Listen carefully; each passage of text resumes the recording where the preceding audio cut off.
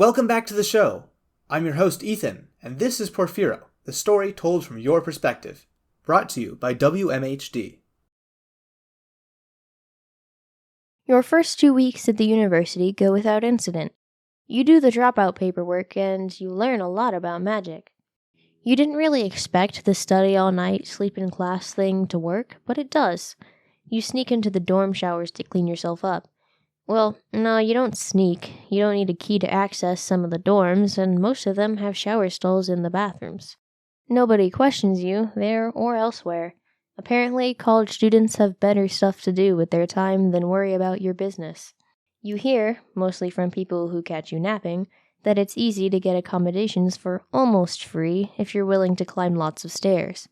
The upper levels of the city are mostly deserted, even above so happening a place as the university. To be fair, this is largely because parts of the upper levels sometimes detach from the rest of the city and float away. But that's kept well under control by the city's magicians. But it's pretty bad advertising, isn't it? The thing is that you're not willing to climb lots of stairs, or to otherwise separate yourself from the technical library for longer than strictly necessary. For the first time in your life, you can learn as fast as you want, no waiting for anyone else. You're excited to guzzle greedily from the fountain of knowledge that is the library, as opposed to sucking on the sippy cup of knowledge that was high school. You learn to break light bulb filaments from a distance. You also learn that the other students kinda need the light bulb filaments to, see. You also learn to repair them, and along the way to curl them into hair-raising contortions. Really, it's astonishing how ugly light bulb filaments can become with magic set upon them. Simple though as it seems, this is a monumental achievement, and it marks your completion of the magic primer. You celebrate by diving maniacally into the next, and last available, book in the series. Other students occasionally take an interest in you, but their interest always wanes once it becomes apparent that magic is a lot of work. You get sick quite a few times, but you respond like the ideal college student, ignore it, and recover the same way, basically immediately. You do fall asleep in odd places occasionally. You worry about getting in trouble for this at first, but most people are surprisingly chill. You learn to spot the few who aren't. Largely residing in the technical library, they take every opportunity to make a show of how hard they have to work. Most of them have slide rules held to their belts in silly-looking holsters, so you steer clear of slide rule people and manage to stay out of trouble. You phone Johnny every day. You're having a lot of fun. On the first day of your third week, you go into a phone booth and call your old dorm. Nobody picks up for a while, so you do something you've done a lot lately. Daydream about food. You'd like to say that you daydream mostly about magic and all the cool stuff you're learning. And you do that a lot, but in awkward, spare moments like these, when you don't have time to get a complicated train of thought going, well, it turns out that 2 weeks is enough time to get tired of instant potato starch porridge. 2 hours was enough, actually. It's horribly bland. At this point, you can only choke it down when you're truly ravenous. Someone eventually gets on the line and asks who you're calling for. You tell them to get Johnny. Hello? Johnny? Hi, it's Porfiro. I miss you. Hi, I miss you too. How are you? I'm great. Magic is amazing. I feel so smart. And dumb. But mostly smart. It's so cool to see how everything works behind the scenes. Did you know that the same magic keeps the buildings up and keeps the city in the sky? Like, the buildings are so big that they couldn't hold themselves up without help. That's so cool. Whoa, Porfiro, back up like 17 steps. I can't tell what I'm saying. I can't tell what you're saying. Have you figured out a place to sleep yet? Yeah, I guess I... So, no. Oh great, he wants to talk about this. So lame when he gets worried about these mundane details. Thankfully, you're well practiced in the art of distracting Johnny. I saw one of the machines today, you know? What machine? And are you still sleeping in class? Because... The machines that hold the city up, duh. There aren't just a bunch of magicians casting magic by hand all over the place to keep us in the sky. They use machines to help them. Duh. What do you mean, duh? I guarantee you learned that, like, yesterday. Ooh, looks like you've gotten him off track. You mentally pat yourself on the back. Actually, today. Some people with magician clothes opened a panel in a wall, and there are all these machine parts poking out. I talked to them for a while, but they were super busy. I miss you, by the way. I miss you so bad. I miss you so bad, too. Well, not you talking really loudly in your sleep, or you insisting that we wake up in time for math class, but everything else. Will you help me with my math homework? We don't have to do it now. Yes, he's properly distracted. That was surprisingly easy. Sometimes it takes a bunch of tries and he gets really self-righteous before letting you off the hook. Yeah. And you spend the next few hours talking to him about everything but math. People from school, comic books, food, the spell you're learning for heating up metal, food, the incomprehensible and beautiful stuff written in more advanced magic books, food, etc. By the time you get around to his homework, you're desperately sleepy. But you like math, and it keeps you awake. You hang up already daydreaming about being back in the dorm room with him. You're so tired and hungry, you'd snuggle up in the heavenly warmth of your blankets, and a hippie is shaking you awake. You could get in trouble for sleeping in a phone booth. You tell her that you're fine, but she makes you get up and walk with her to the drinking fountain. She hovers over you as you drink, warning you about hangovers. You, refreshed by your brief nap, thank her and wander back to the library to study more magic. It's Friday. You've been at the university almost 3 weeks now. You wake up in the middle of some lecture hall. You wonder what day it is and if you can fall back asleep if you close your eyes tightly enough. Hey, kid. You napping over there? You look up. The room is deserted except for the lecturer. And one other guy, clean-shaven and young by grown-up standards, but too old to be a student. Fuck. Sorry.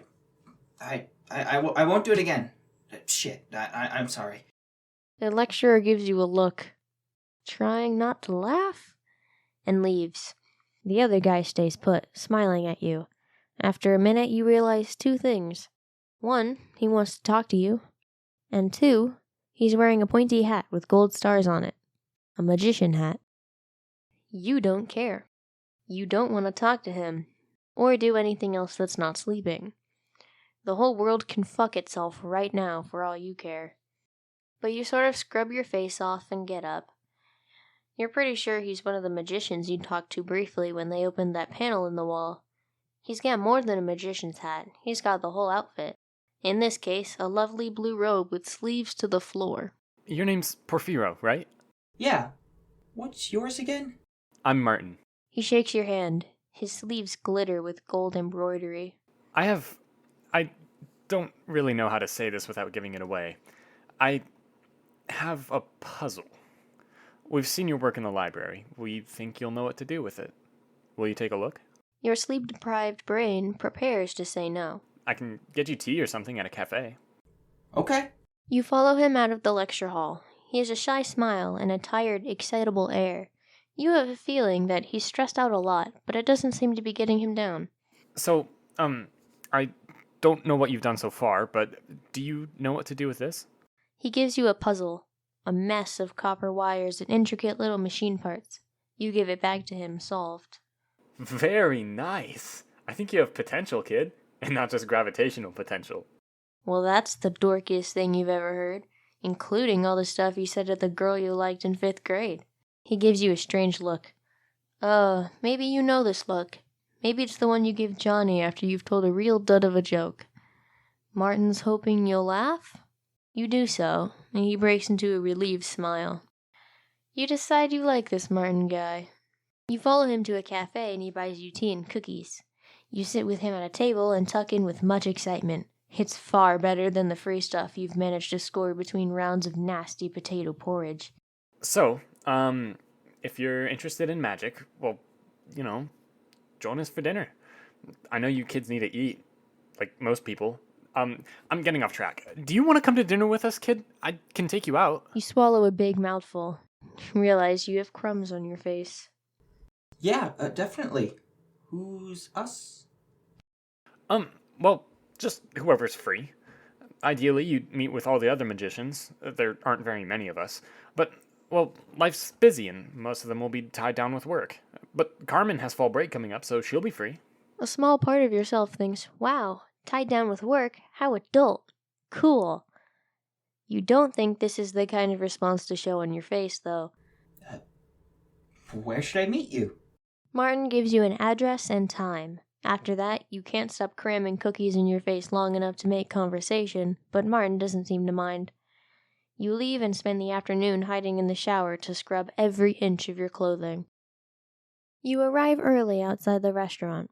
You're nervous, enough so that you feel a little sick.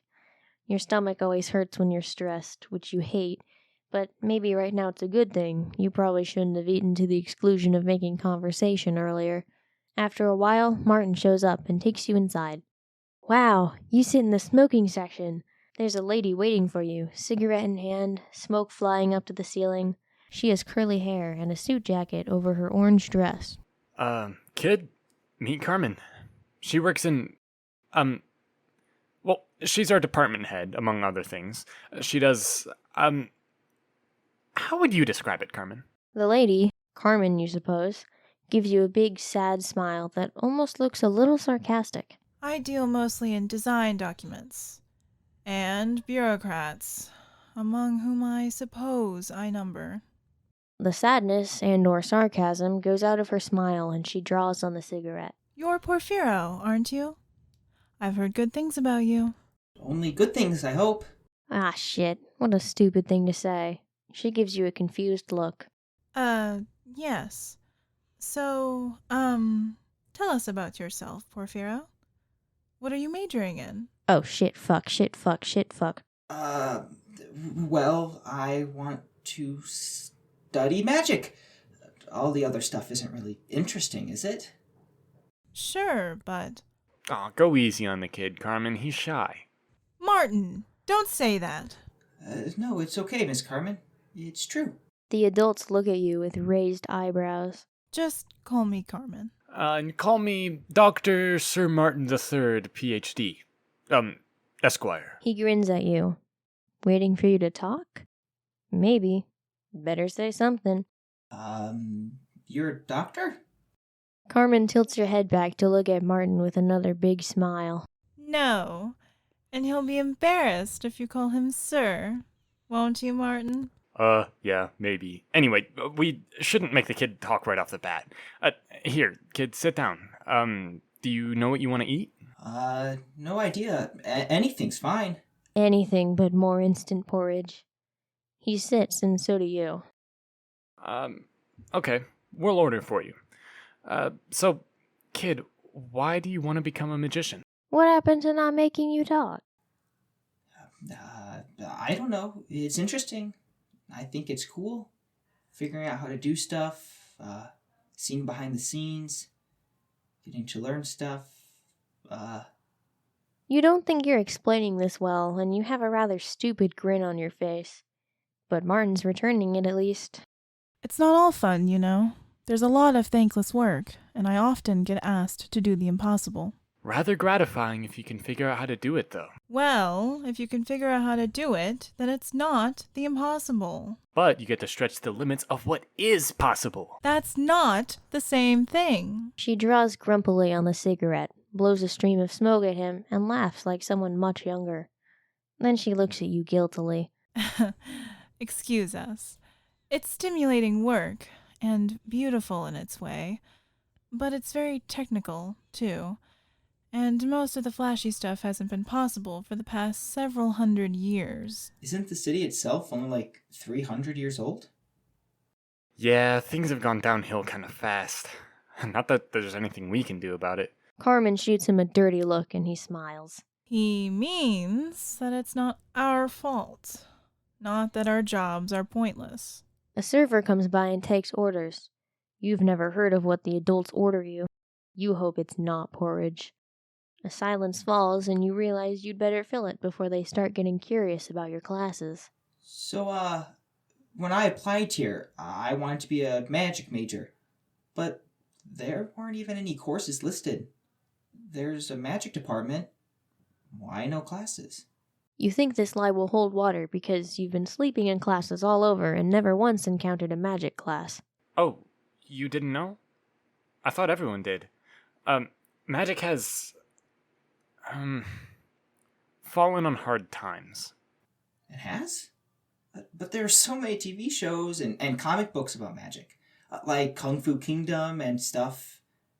And magic is amazing in them. Well, that's true. People expect us to be miracle workers, like on television. I'm not sure how exactly this expectation is compatible with the general knowledge that the city is falling into the sea at a rate of several feet per year, in spite of our efforts to stop it. Or the seemingly obvious fact that our predecessors failed to prevent famine and economic collapse. But apparently it is. And most people have very little patience with us when confronted with our inability to solve all their problems. She waggles the cigarette, and you find yourself a little hypnotized by it. Johnny's parents smoke, but you only see them for a few days out of the summer, and the teachers just do it in the teacher's lounge. The nuns say it's unhealthy, like TV. As such, we lack the budget to teach. But maybe I'm being misleading. The truth is that we wouldn't teach classes even if we could afford it.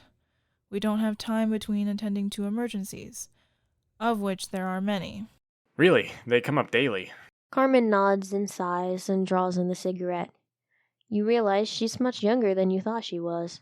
You took her for way older than Martin, but she's not. You don't even think she could be in her mid-30s. Oh. Well then, it doesn't sound like you have time to teach me at all. Yeah, sure I do. You don't seem like a terrible guy to spend my personal time with. Oh, are you being presumptuous? Uh-oh, you're not sure what to say.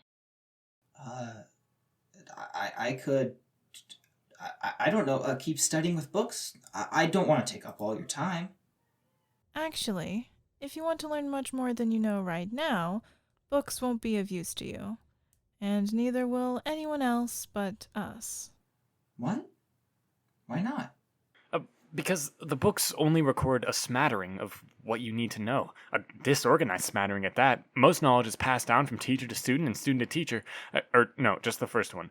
Anyway, you'll have to come to us if you want information delivered coherently above the very beginning level. And it won't be cheap. Martin! Don't say stuff like that! She reaches her free hand across the table to smack his arm. He laughs wickedly. You file this interaction away for dissection with Johnny on the phone tonight. Anyway, kid, I can't say I'm proud of my forerunners for basically keeping no written record of how to do things. I'm sure I'd have done a better job, of course, but... A server comes by and lays out everyone's plates. There's a small silence as everybody says grace, and then the adults start eating. Glorious! Delicious! Not potato starch porridge! Your stomachache vanishes and you stuff face. The next thing you know, you're finished and the adults are trying not to laugh at you. Thank you very much for the dinner. I liked it very much. We can tell. He uses that annoying voice adults only use for little kids. He catches Carmen's eye and they both crack up. Oh, they think they're so grown up. Ridiculous. You sit there judging them for a while. But really, dear, do you have plans to go into recycling? I know the recycling plants are pretty involved with education these days. Ah, recycling. It's the #1 employer of engineering students. And most other kinds of students. The city, being a flying city, doesn't have a ton of resources at its disposal, and basically everything is recycled. By bored people, doing boring jobs. This is why you decided to run away. Honestly, not really. I've always hoped I could do something else. A small silence falls at that. Then Martin clears his throat and gives the table a very serious look. Carmen turns to stare at him, and so do you. He looks up and smiles at you sadly. Well, obviously, we can help you with that. So, what do you say, kid? Will you study with me? I guess you're probably busy, but I'm your best shot if you don't want to go into recycling. I'm the greatest magician in the world, you know. Although, of course, not a very good one. You look at him and Carmen. For all you're judging them, they truly do seem like proper grown-ups. More so than your school teachers or even the nuns and priests. You want to be grown up like that someday soon. Yeah, sounds like fun. They break into smiles. Oh, I hoped you'd say that. I didn't want to pitch you too hard, because it's a tiring job. It really is. And you have to be cool in order to do it. But I'm so glad. I'm so glad. Let's get dessert. They order a cake and cut it right at the table. They send leftovers home with you in a box. Martin writes his address and directions on the top of it and tells you to show up at 6 on the Monday of fall break. You go to the library and fall asleep, full and content, in the section on the Carnelian Lady. A rando with a slide rule on his belt wakes you up. It's not even late yet, so you find a payphone and regale Johnny with an account of tonight. He finds Martin delightfully bizarre. Things are going to be just great. Thank you for joining us for this episode. Porfiro was written and directed by Joy Stockwell Carpenter. Script editing by Nicholas Carpenter. Beta reading by Rhea Carlson and Alyssa Russell. Audio post-production by Ethan Townsend. Narrated by Natalie Beatty. This episode featured Eli Fritz as Porfiro, Randon Tarnoff as Johnny, Riley Valier as Martin, Alyssa Russell as Carmen. And this episode is dedicated to The Martian, an intrepid hitchhiker who always knows where her towel is. Once again, I'm your host Ethan, and I invite you to join us all next time on Porfiro.